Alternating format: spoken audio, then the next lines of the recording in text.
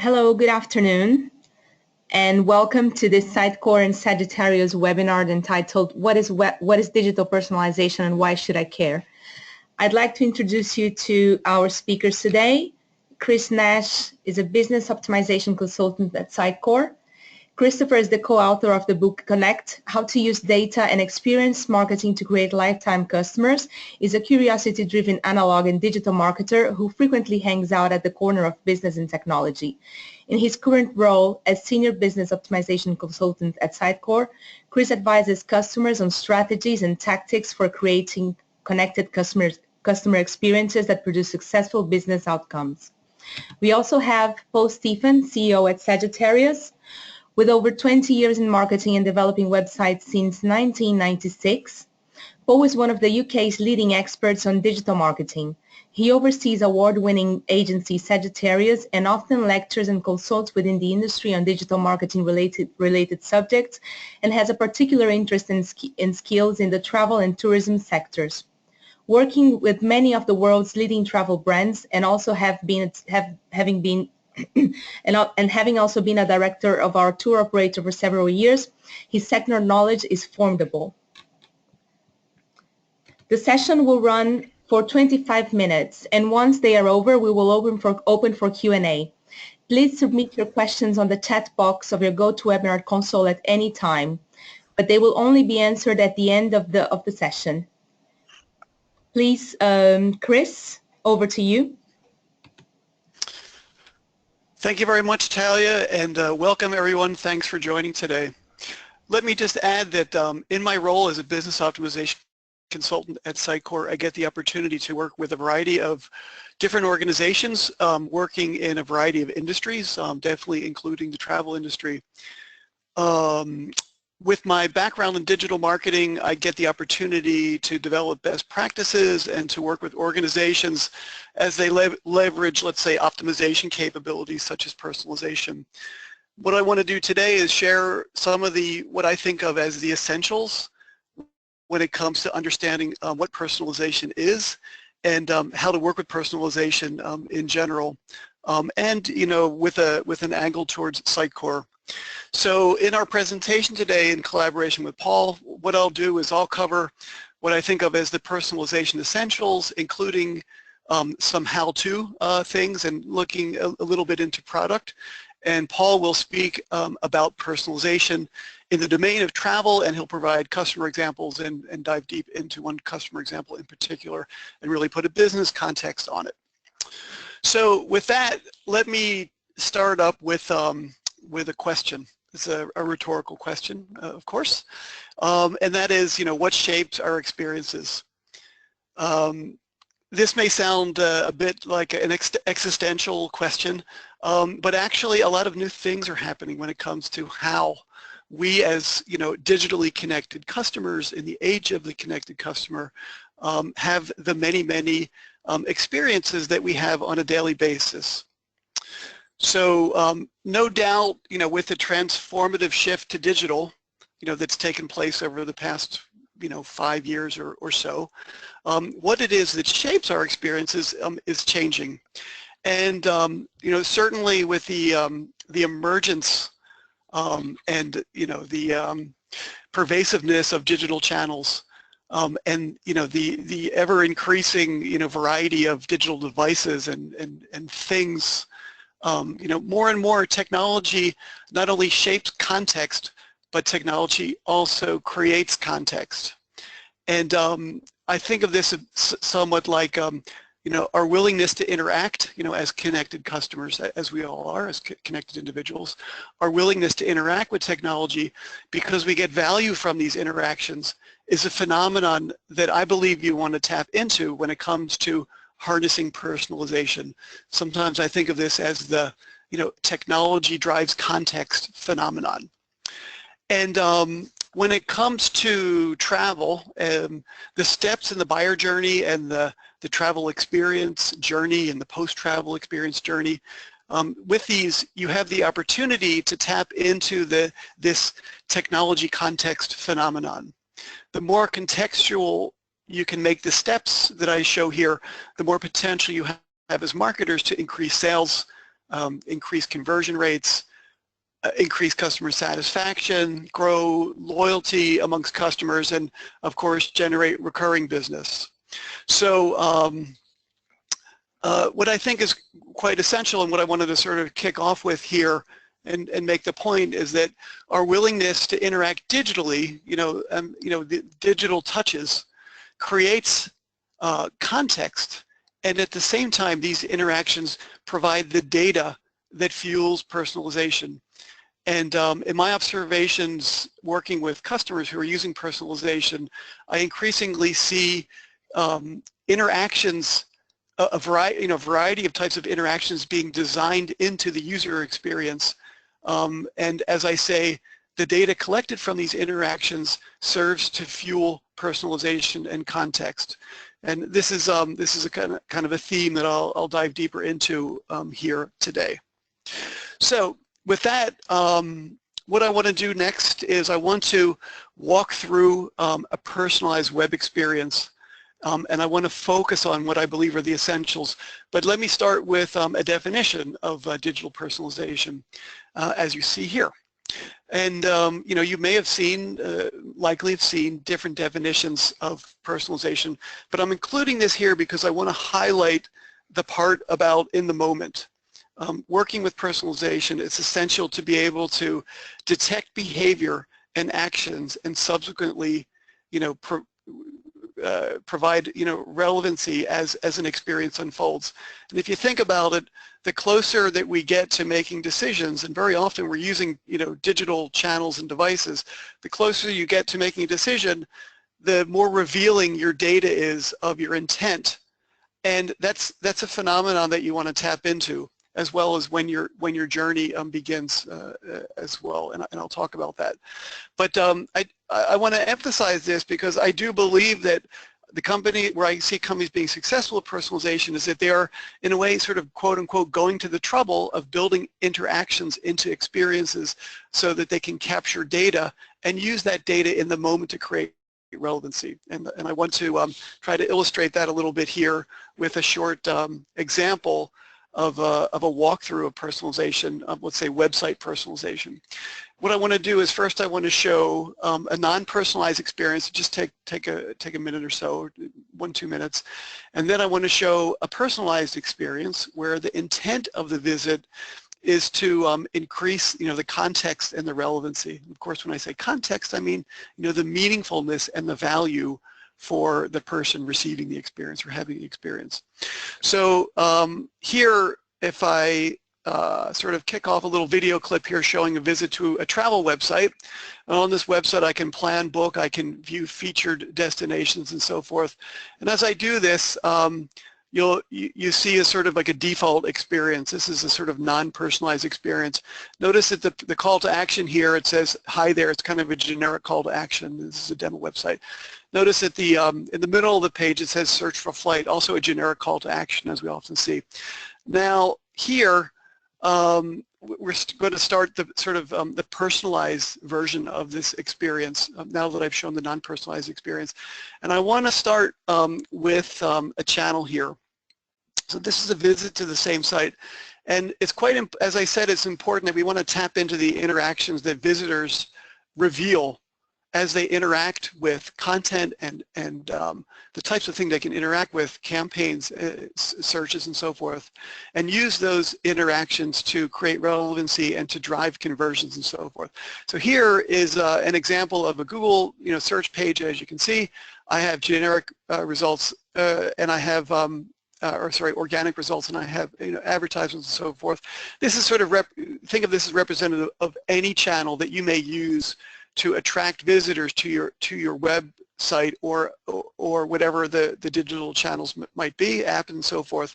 And you want to think about that intent and try to tap into that. So here there's an ad about Jetstream, which is the demo website I'm working with, and Frequent Flyer. And from a visitor's point of view, their intent is to get the benefits of being a frequent flyer. From a marketer's point of view, you're looking to acquire members to a program so that you can basically cross-sell and upsell. So as this experience continues, and as I click in from the from this channel, from the online ad, you'll see that on the landing page, remember that previously what I showed was, get that off there, yes, previously what I showed was the default call to action said, hi there. But now notice as this experience sort of evolves, that we're now being relevant with regard to the campaign that attracted the visitor to the website. It's a small example, but it's representative of what's possible. So the landing page shows a personalized campaign, and then the pages that the visitor interacts with also have the ability to show the personalized experience. So you see here in the middle of the page, the same sort of visual and call to action is shown. And as the experience continues to the destinations page, that rather than seeing the default content, again, there's the personalized view of the content of the campaign that attracted the visitor.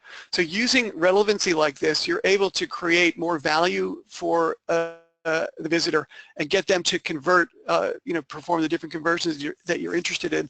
And here, we're showing how a conversion can take place.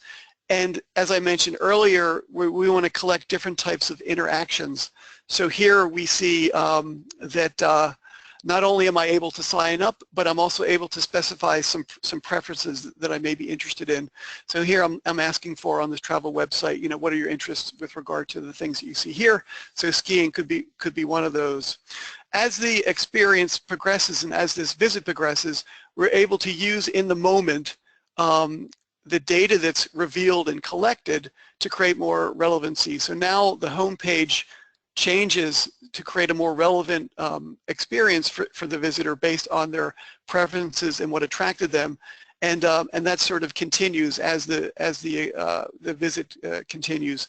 And here we're giving some interactions that again create more relevancy and more meaningfulness for the visitor, so that we can encourage more engagement and more of the interactions that help to drive the business for you. So that's a simple example of a website personalization journey. And later, when I'm going to wrap up and how I actually created this and how you can actually test and measure the efficiency of doing this.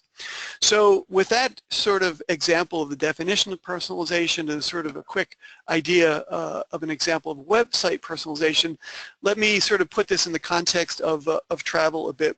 So I'm citing here a piece of research that was published in Travel News magazine, where those who work in the travel industry were asked, what are the technologies that they felt would be most disruptive within the travel industry. Personalization was voted as the most significant of these technologies.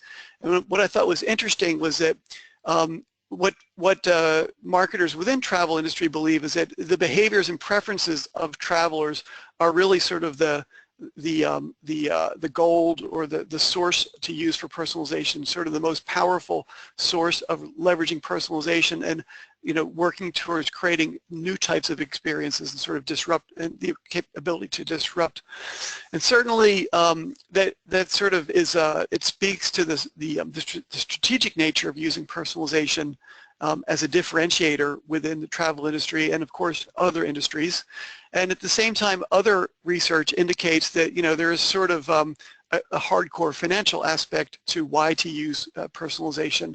And so here I'm showing this sort of piece of research from eConsultancy that showed that of companies that are using personalization, the companies that do use personalization report that on average they see a 90% sales uplift for personalized web experiences. So these are sort of some of the fundamentals and some of the elements of a business case should you be looking to create a business case for working with personalization.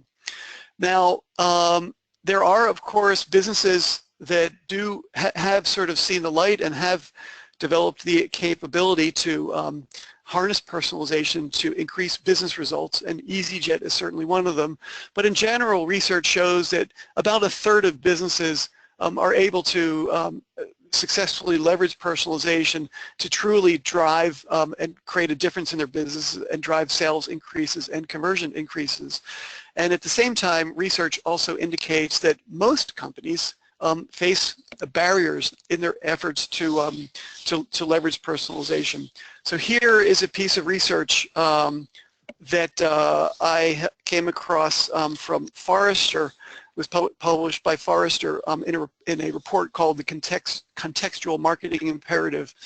And this report was based on data from surveys of 1,200 global consumers and also 200 advertising and marketing professionals at organizations of more than 500 employees. And I think these are the really good kinds of research where data from consumers and advertisers is combined. Well, I think one of the revealing things about this research was that is the sort of you know, the idea that personalization is difficult because the data that you want to get access to, and remember I'm really focused on, you know, using data in the moment of a given, you know, visitor and customer's experience, but getting access to that data is difficult because the data is contained in different silos. And I think that a lot of marketers and organizations recognize this barrier and see it as a key barrier to overcome. And I'm going to talk about how you can do this in a little bit.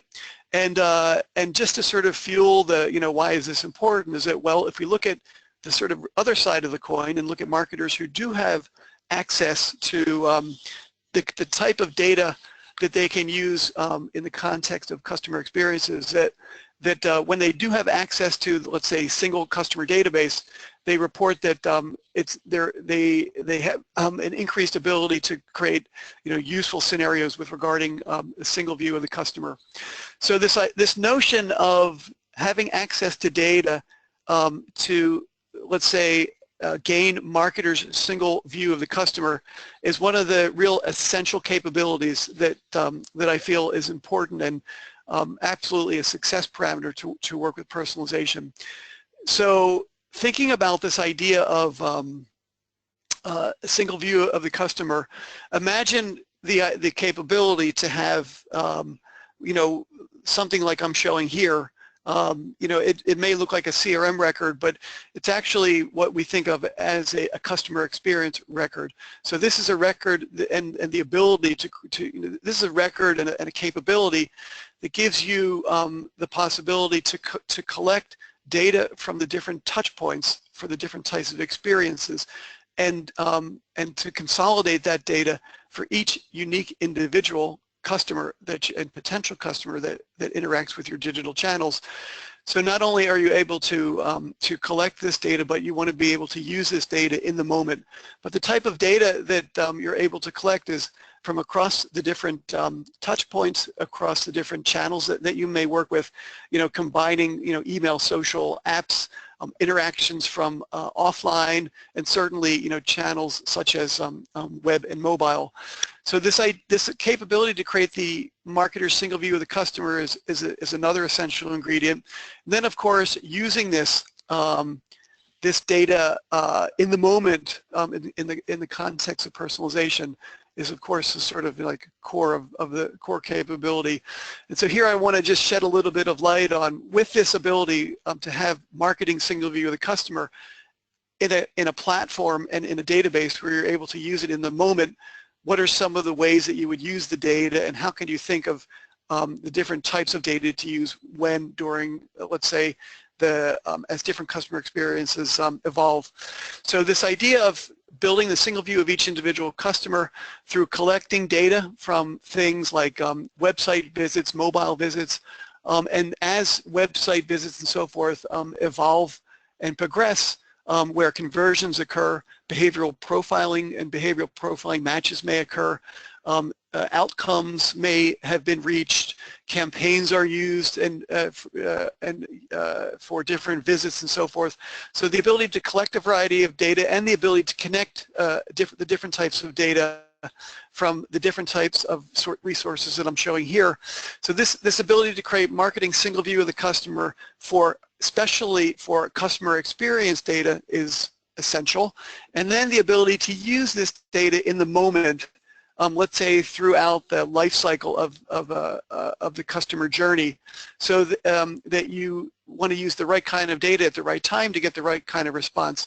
So we could imagine that I have a single view of a customer who is looking to book a trip from a travel website, and the types of, let's say, customer life cycle phases that this visitor might go through are shown here: inspiration, consideration, purchase, utilize. Just sort of just very generic, and not meant to be representative of all businesses, but just for the sake of the example.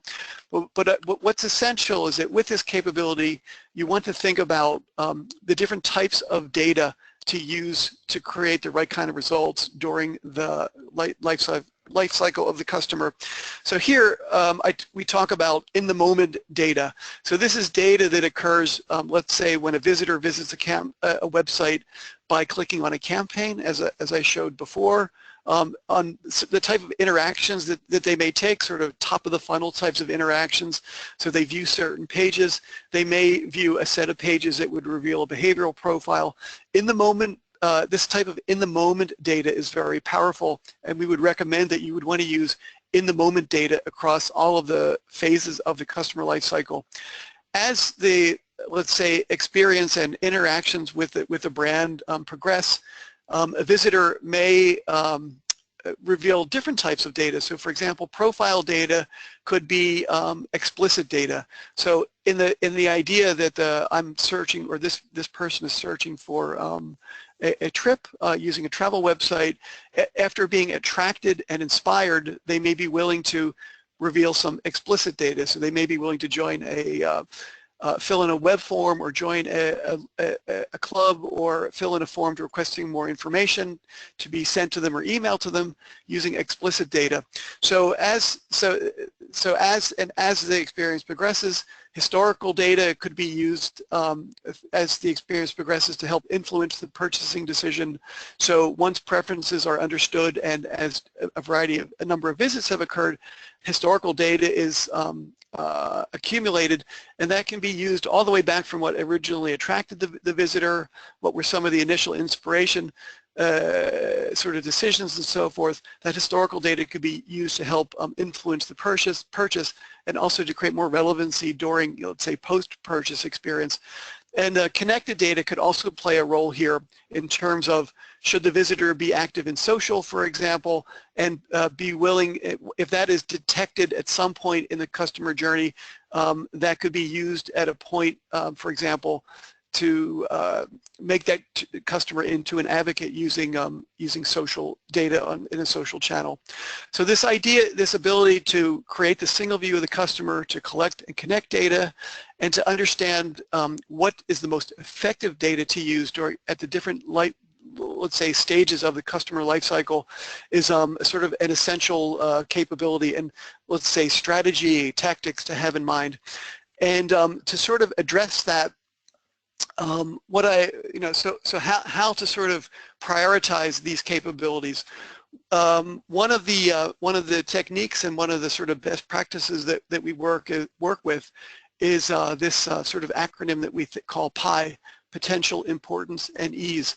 So when you're designing personalization journeys and considering how to use personalization, where to use personalization, start by looking for, sort of the low-hanging fruit and the opportunities that have the greatest business potential. So that is that you want to help drive conversions, you want to help drive sales, so you would want to focus on possibilities where there's business potential. And then with regard to the importance of these opportunities, and you want to consider the ease with which you want to work with these. So opportunities such as paid online campaigns that are currently successful, these are opportunities that I would first look towards optimizing using personalization, because certainly if a campaign that is a generic campaign, a sort of one message for all those who respond to the campaign, is successful, it will only be made more successful if you can personalize that for specific visitors based on, for example, the specific keywords that they put in to use for personalization, not only the campaign. Certainly this is one of the easy ways of generating results. But other examples, looking at top landing pages from organic search, certainly this gives a great ability to tap into the intent of visitors. For many companies, this is sort of the top opportunity for working with personalization. So that would be organic search, landing pages from organic search. And then as experiences evolve, looking at capabilities within, for example, segmentation, GUIP possibilities, time of day, device, the pages that a visitor chooses to view in a visit. These are all sources of, let's say, some of the easy opportunities working within personalization. And then, of course, based on, let's say, micro conversions or the easy interactions, the low commitment interactions that you may be providing or want to provide, are a great resource to tap into working with personalization. So with that best practice, what I want to sort of move on to now is the idea that measuring the effectiveness of personalization. And here, what I want to sort of focus on is the idea that when considering the use of personalization, it's important to consider the time and the effort and cost that's required to set up and execute personalization. And herein, the availability to data is a real differentiator and a really important consideration. So to illustrate this, what I want to do is walk through an example where I show you how I set up one of the personalization examples that I showed earlier here, and then I want to show what it takes to basically measure the effectiveness of that personalization that has been set up. So what I want to do here is launch a video that will help me to explain this. So here, you remember that when I landed from the search campaign, the search advertising campaign, I landed on this page, and there was a generic spot that was changed to a campaign-oriented piece of content. And the way I set that up, it just takes a few minutes to do that, was that I went in and I configured that placeholder with the content that you see here, and I used a rule that lets me specify a condition that says that if the campaign Home for the Holidays has been triggered during the visit, or if it's been triggered within the past 30 days or the past 10 visits, then display the personalized content for this visitor. If the campaign has not been accessed, then show the default content. So the capability or the ability to set this personalization up just takes a few minutes, and you can dip into the historical data that a visitor may have revealed on past visits, and this is something that you can do out of the box. So as this, whoopsie, so sorry about that, we got to start again. So as this progresses, so I go past my, I have my personalization variant here. I came into the rules that you see here. I chose my rule and configured it, 30 days or 10 visits, chose my content. And now when I save the page, I'm prompted to, if I'd like to, actually create a test for that personalization component that I've configured. And so once I submit this page to workflow for approval, then I'm able to confirm that I would like to create a test of this personalization condition. And what this test is going to do is going to create essentially an A/B test between the personalization variant and my default variant. If I had more than one variant, personalization variant, it would create an ABC or ABCD test for me here. So now I want to walk you through the choices that I have to set this test up. So I have this approve with test option that I choose here. And when I do that, it brings up a dialog that enables me to configure my test for this personalization spot. So the options that I get are, first of all, I get some information that will tell me, based on the historical data for the page, how many days would be required to run the test and achieve a level of confidence. Chris, I have some options if I want to. Chris, apologies. Yes? 2 minutes left. Okay, I want to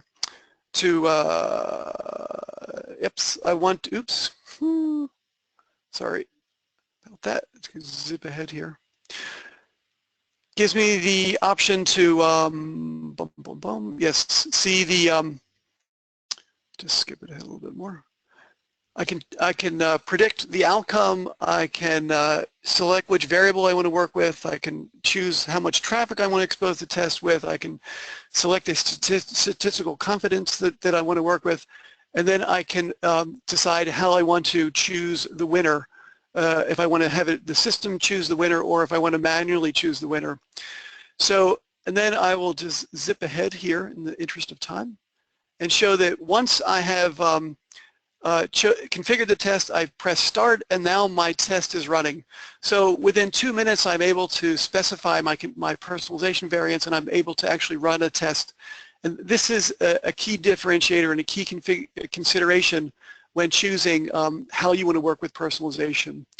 So I then have a dialog that shows me the results of the test, and if I just skip ahead, then this is an example of a test that's been running where I'm able to get insight into the performance of the different variables, different personalization variables, and I can determine that performance based on the overall engagement of the different variables, as well as the conversion rates for the different conversions that visitors may have responded to once they've been exposed to the test.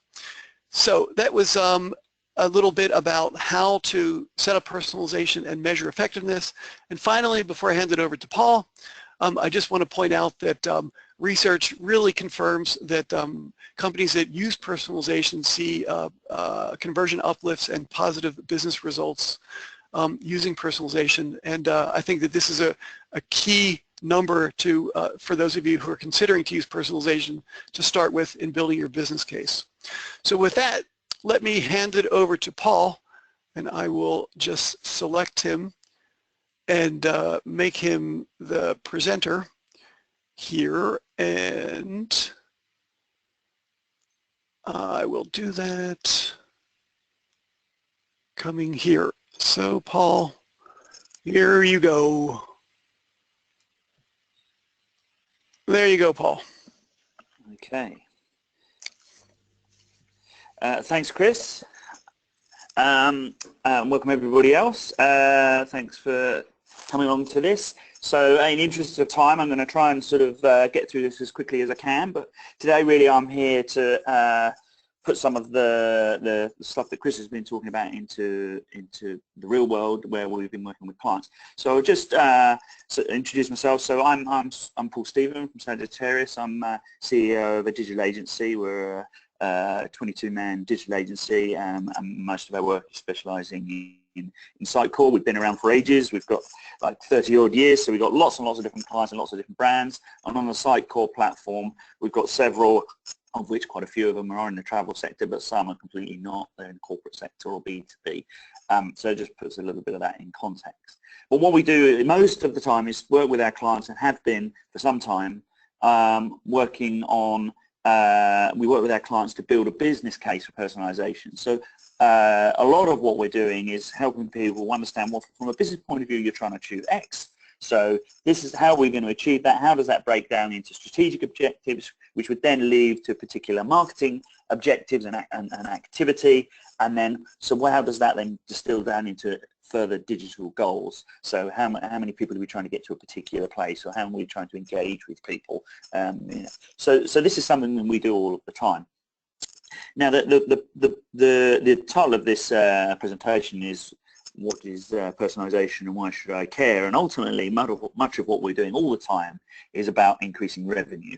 And so I thought I'd just share with you the way that we kind of try to articulate that really in as simple terms as possible. So let's say we have a website that during a particular period is getting 200,000 visits. That's getting about 2,000 orders, so simple maths, that would be a 1% conversion. So therefore, if that was about £1,000 per average order, which is kind of maybe typical, particularly in the travel sector, that would then kind of be a sort of £2 million turnover. Now, if we wanted to increase that business to, let's say, 4 million, how would we do that?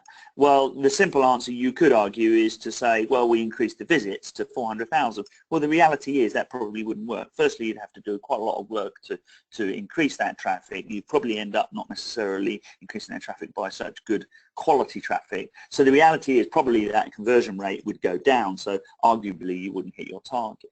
The other place of doing it is obviously is just double your prices by changing the average order value. Again, probably not that practical to do in any market, come to that. The other area obviously is to look at that conversion rate. Well, if you were to double that conversion rate, then that would also increase to 4 million.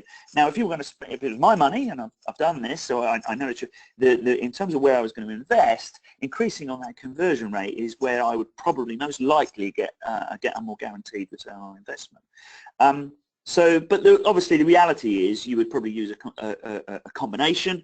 You would, for example, it wouldn't be unrealistic, if we were sitting down with the client and say, okay, you're getting 200,000, let's say we increase that to more like 250,000, that's just a 25% increase. Let's look at increasing that conversion rate. Let's be really modest. Instead of 1%, let's go for 1.25%.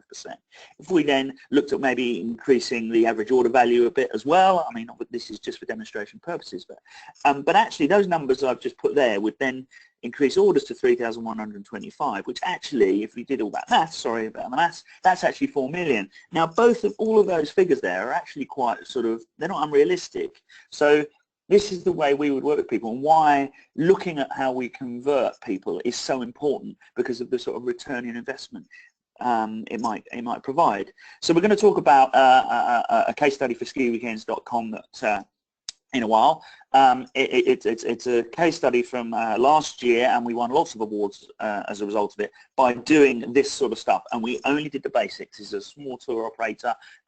We used the SItecore platform to do this, and they got great results, which we'll talk about in more. Equally, SItecore thought so as well and shortlisted us, and we won lots of awards in their own awards, comparing the site to lots of other SItecore sites. So we're very proud of that. So, like I say, this presentation is called "What is Personalisation and Why Should I Care?" Well, I'm going to hopefully try and bring that to life and why you should care.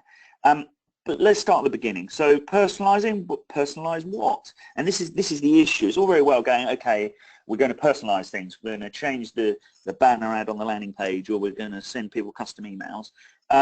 But why? What are you actually hoping to achieve by it? You need to understand what's happening on your website, what's happening in your emails, what's happening on social, to understand where people are falling maybe out of the funnel, your conversion funnel.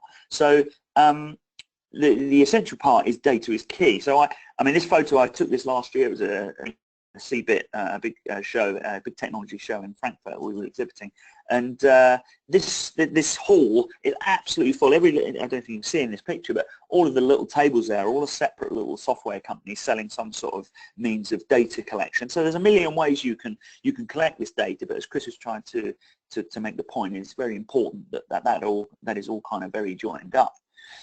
Now, I just wanted to pause slightly on terms of what is personalisation. Sometimes I just call it segmentation. Now, there is a sort of difference, obviously, but what I wanted to make the point is that what I'm talking about is dividing our users of the site or our database into what you might call buckets. Now, those buckets might be, thousands of people who've done a particular thing, or certain thousands of people who we got from a particular database or whatever. But I think, and depending how we sort of slice and dice our data, those buckets might be one person, but essentially we're dividing people up and trying to treat them differently in a particular way. Now, to decide how we're going to divide them up, the criteria we might use to filter them can come from all sorts of places. Now, the challenge here is obviously where all those places. Chris is trying to sort of make the point really is that actually from a customer's point of view, they may use your website, they may do that on the desktop, they may do it on their mobile, they may use your social channels, they may go into your store, you may have them in your CRM. And all those things at the moment are silos for you. They're all separate things. But from a customer's point of view, and this is what's driving this, is a customer's expectation. They expect that, in fact, if they've bought something off you before on a website or in your shop, when they go on their mobile, if they go there again or go to any of those other sort of channels again, they expect you to know them now. It gets annoying if they don't. So in a way, this idea of personalising and understanding who your customers are is going to become more of a sort of a barrier to entry, really, and maybe just hygiene in terms of the channels that you use. In terms of where you might be right now, I know some of you on the call possibly not using SItecore, using some sort of other sort of platform, but essentially data is going to become the most valuable thing that you have. And data is one of those things that builds over time. So, you know, you may have a database already. You may have a load of emails, a load of names, or you may have people who've registered on your website, or their fans in Facebook, or whatever.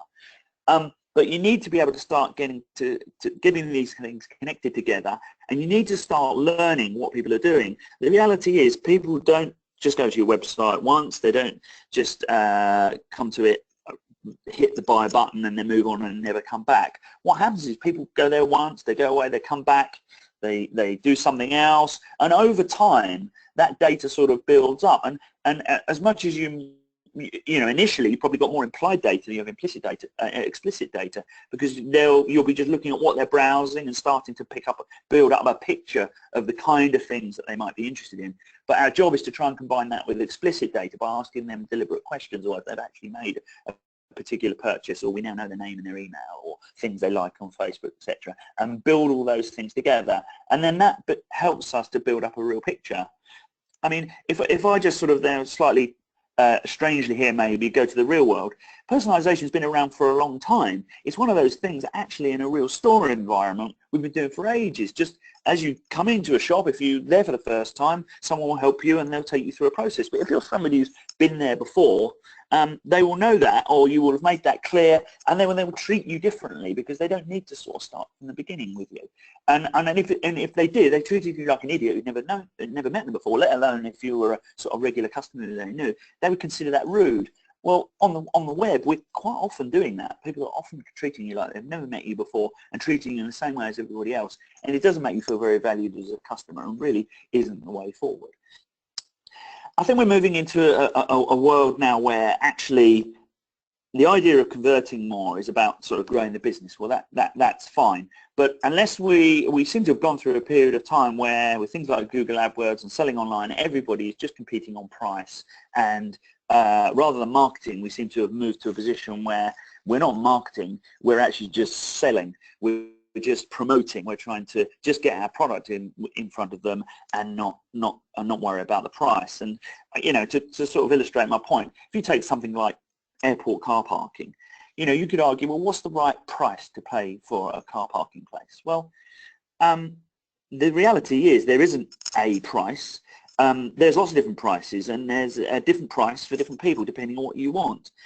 You might be happy to sort of pay a low price and get there 4 hours early, get in a bus and have your car parked a mile away from the airport and then get in there, or you maybe just be wanting to pull up outside and go straight in, and you'll pay a different price for those different things, and different people want different things, and that's the point about personalisation. And if you're selling something that people want, they will then pay more for it. So we need to sort of forget what we do, move on from selling, move to more a position of selling value and marketing rather than just promoting something. So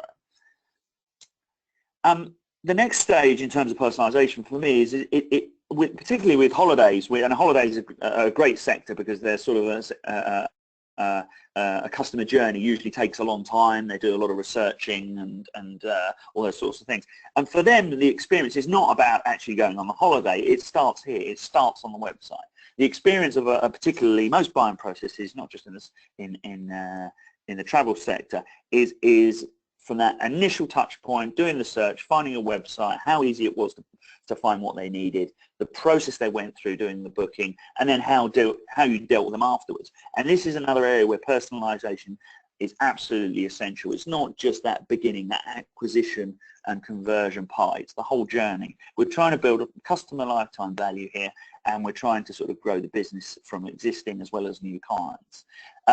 Now, we sit and work with lots of clients all of the time, and I'm showing you this funnel here, which is starting from a sort of typical journey, which is the starting with the customer has an initial need, and they're aware of your branding, your brand or your product. Then they go through a process of researching, and they might compare that with other clients or other websites. Then they have a sort of stage where they're I'm now going to make my decision. Then they actually make a purchase.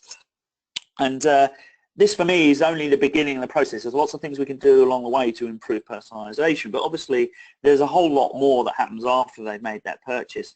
So particularly in the travel sector, where you could say the going on holiday is the use bit in this segment, the period between purchase and use. There's a huge long period there where people have paid for their holiday but they haven't travelled yet, and there's opportunities to upsell them, there's opportunities to get them excited about the holiday they're going to go on and things they might need to know. And these are all things that where you should be treating a customer very, very differently to how they might be if they've just arrived on your site. So the next stage would be sharing. So when they're out on holiday, making sure that they share that they're there, liking the experience they had, and then that's how we build them into what we call raving fans. One of the things that we do with clients in terms of how we get to people at this stage is we often work with them on how we're going to look at all those different channels, all the different channels they might use, and at what stage in the process. I've just kind of put a couple of screen grabs up here photos of some workshops we've run. And along the top of that screen, you can see the various point in the funnels in some of these photos. And down the left, we've got all the different channels, and all the cards that are on the page are all the areas on a site that we can already see that they use a device or a goal on their site to actually to measure where someone might be in the funnel. But as you can see, it's all very top left. They're using the website. They're using it's just during the acquisition and research stages. All the post-it notes are actually where we actually have identified there are other channels or other points in the conversion journey where we should be using certain things. And this is what we tend to find with clients. We have to look at the whole journey and all the different channels. It's not just about the website. It's potentially about social. It's about email. There's potentially areas of direct mail and point of sale that are equally as relevant in terms of looking at how the experience could be personalized. So just to summarize that, really, personalization is not just about when someone lands on a landing page and making the website changes, they move around it. It's about all the channels at all the stages. So the obvious ones are a website, how we might segment for email and maybe for search engine optimization and paid search. But there are a whole lot more other channels that could be used and could be tailored and could be personalized to improve conversion, to improve retention, and to make them your biggest fans. One of the ones I wanted to touch on quickly as well is email. Email is something we've all used for a long time, and email marketing is quite common. But in terms of how we segment it and how we use it, very much underutilized within the travel sector. Like I say, the email you get often when you book something is just, hey, this is confirmation of your booking. There's so many other areas where email can be so powerful in terms of cross-selling or upselling and getting people excited about your product when they're on holiday or just before they're on holiday, just sending them, oh, this is arriving tomorrow, you're flying tomorrow, here's just the essentials you need, here are the sort of things that you and then obviously when they come back, encourage them to give feedback and all those sorts of things. There's so many other points in the chain. Again, in social media, exactly the same. We did a white paper last year. If anyone wants to reach out to me, we can forward it to you. We can download it from our website. But essentially, you know, when we looked at what conversations are happening in social media, nobody really uses social media to say, I need a holiday, where should I go, etc. But everybody uses social media to say, oh, well, I've booked, and then through to more, I'm on holiday, look at this, isn't this great? Look, people love to show off, and then they get back and they share their photos and tell you how wonderful it was. So that, you know, so actually trying to encourage people to use social media to do the bit at the beginning is probably you're sort of flogging a dead horse, you're pushing water uphill, whatever analogy you want to use. Whereas actually people are quite happy to do it when they're on holiday. But if we take as read actually that most people accept that they're heavily influenced, particularly on social, by what they see their friends do and where you go on holidays, as much driven by where, you know, you've seen your friends have gone or you fancy the look of it. This totally underlines why you should be using social media to or rather encouraging people who are at that point in your buying process. They've actually bought, they're already an existing customer, getting them to share that. So this doesn't happen with just the travel sector, but any sector as well. Just encouraging people to share the love is really, really important. It's a long-term game, but it is very important in terms of driving long-term sales. That's how we create raving fans. So I'm going to now just show you before we stop for some Q&A. I should have said earlier, actually, we are having some questions at the end. You can use the chat feature of GoToMeeting to send us your questions, and we'd love to hear from you. But I'm going to spend 5 minutes now just going through a quick personalisation example for our client, skiweekends.com. So Ski Weekends is, unsurprisingly, a ski weekend holiday travel company. They do 4-day, 5-day short breaks to all over the Alps, about 32 resorts. We've been doing marketing and digital work for them for about 7 or 8 years.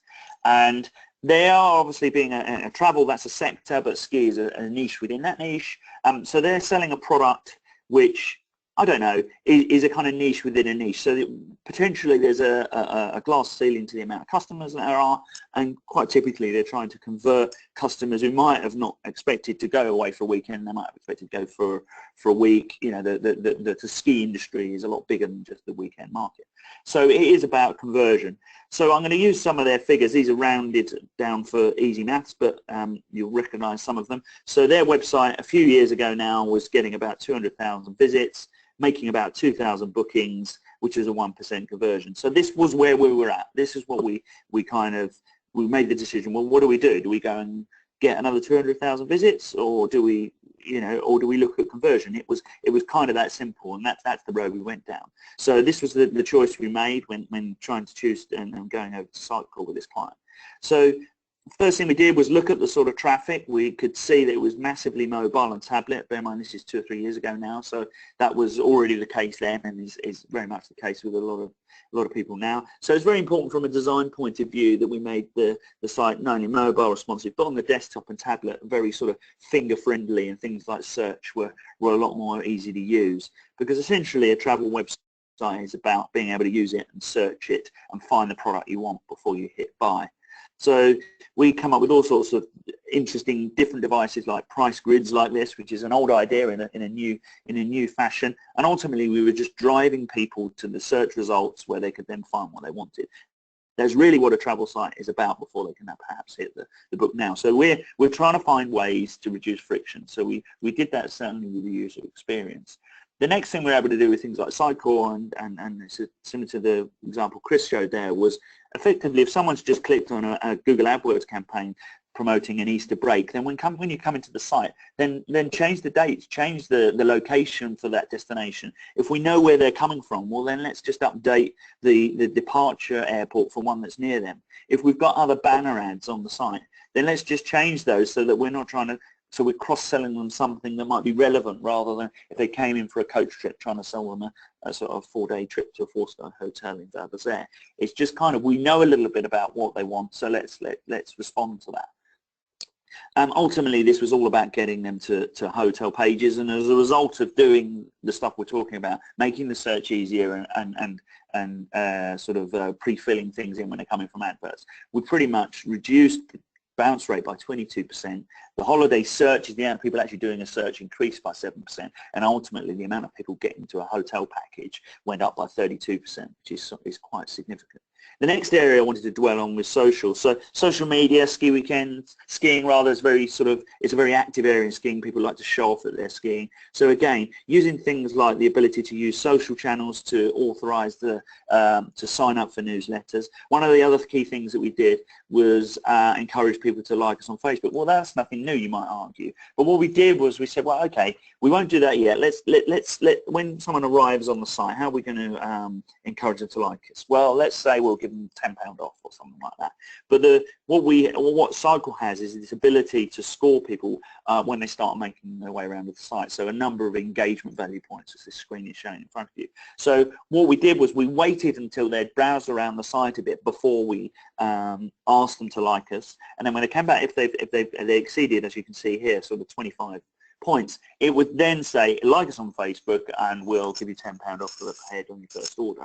So doing stuff like that rather than give away an offer as soon as they landed on the site was very significant. In this particular instance, it over doubled the amount of people signing up for Facebook. So now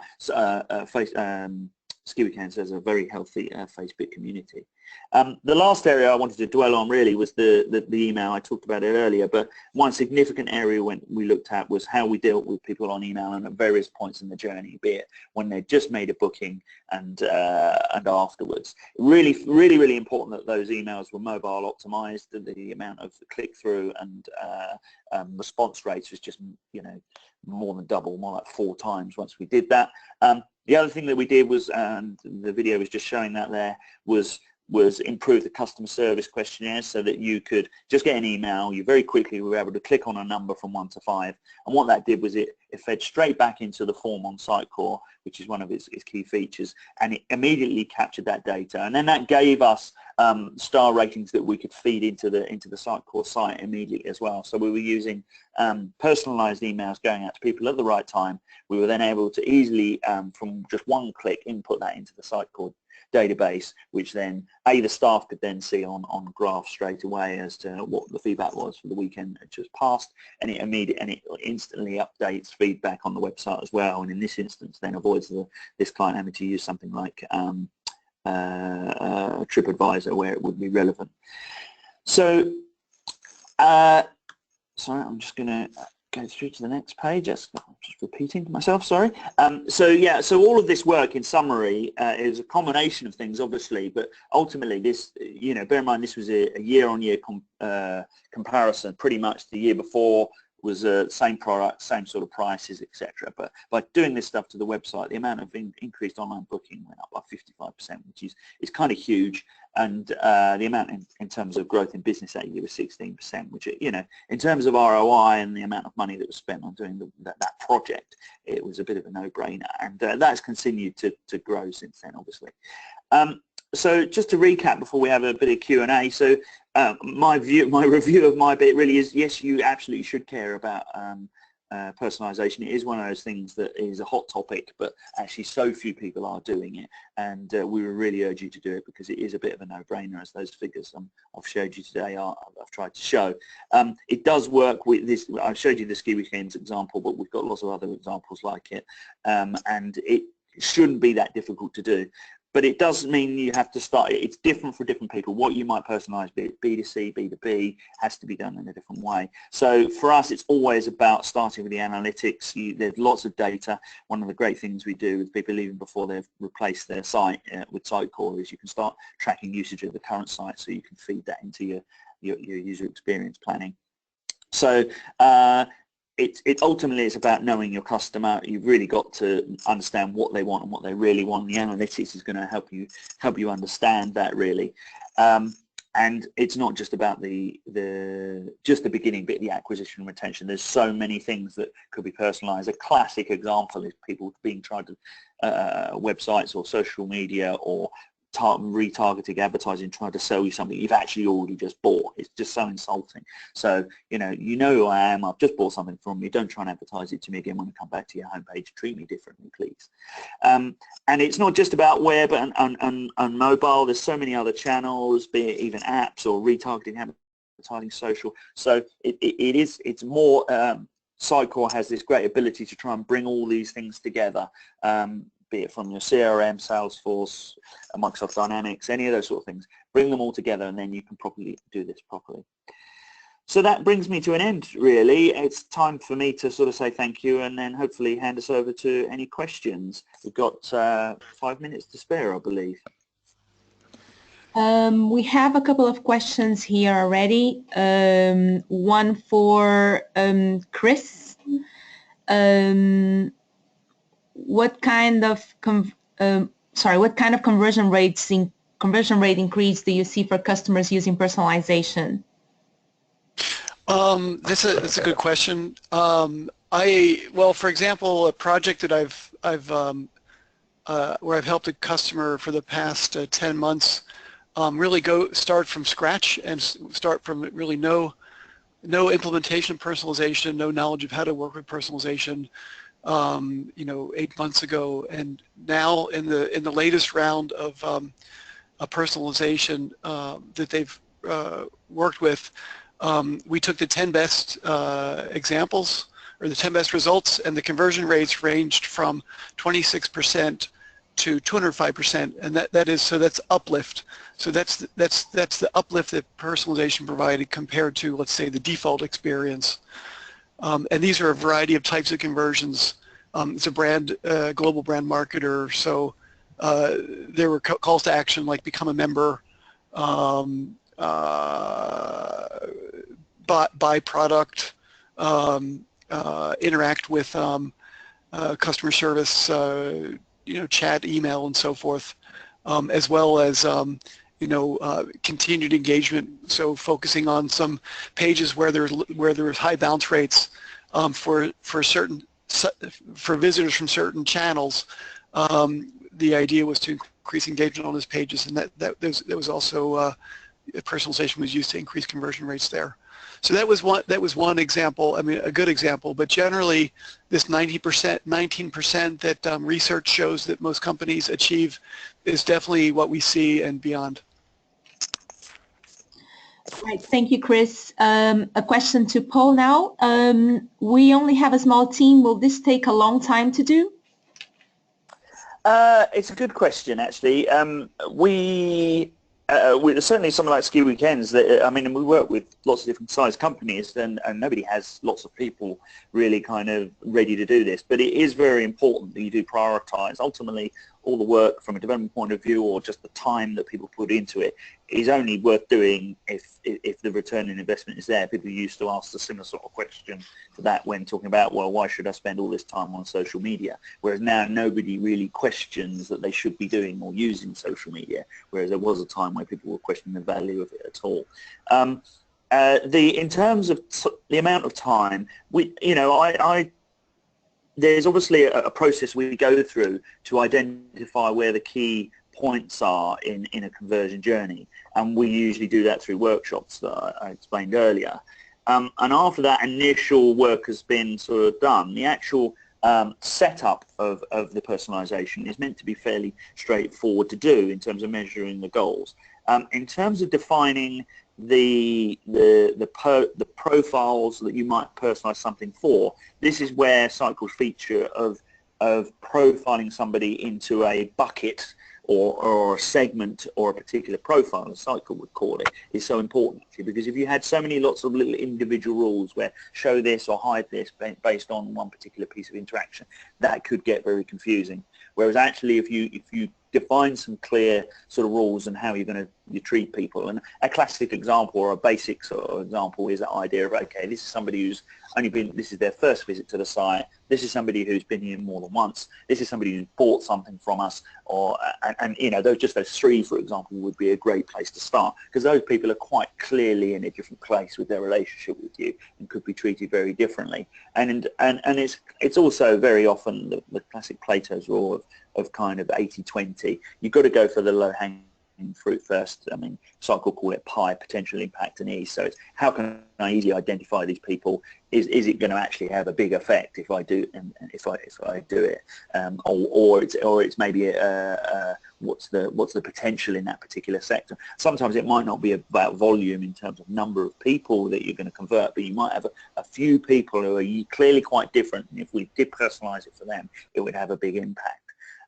So yeah, it is something that does take time. It's going to require some resource to look at this, analyze it, and do some of the A/B testing. But the return on investment is where it's very easy to justify that, and that's where we try to work with clients so they understand, well, if I'm going to commit a person so many hours a week or whatever to this, what's the return on investment going to be?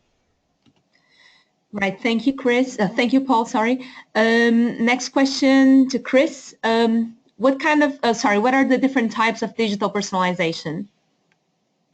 I think briefly, in general, there's if-then personalization. So if a visitor has clicked on a campaign, then show a particular piece of content or potentially hide a piece of content.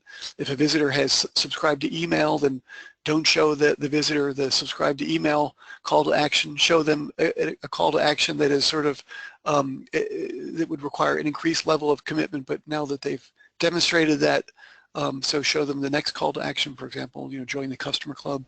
And then there's, so that's if-then personalization, a few examples. And then there is sort of what you could think of as behavioral personalization. So based on the collective behavior that I performed in a given visit, do I match a pattern, a behavior pattern?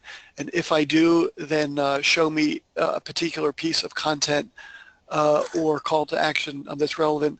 And that mechanism is sort of like based on my collective behavior compared to a number of different patterns. Which pattern do I match most closely? So that's sort of algorithm-based personalization, or also known as behavior-based personalization. So those are briefly the two types of personalization from a technique point of view. Thank you.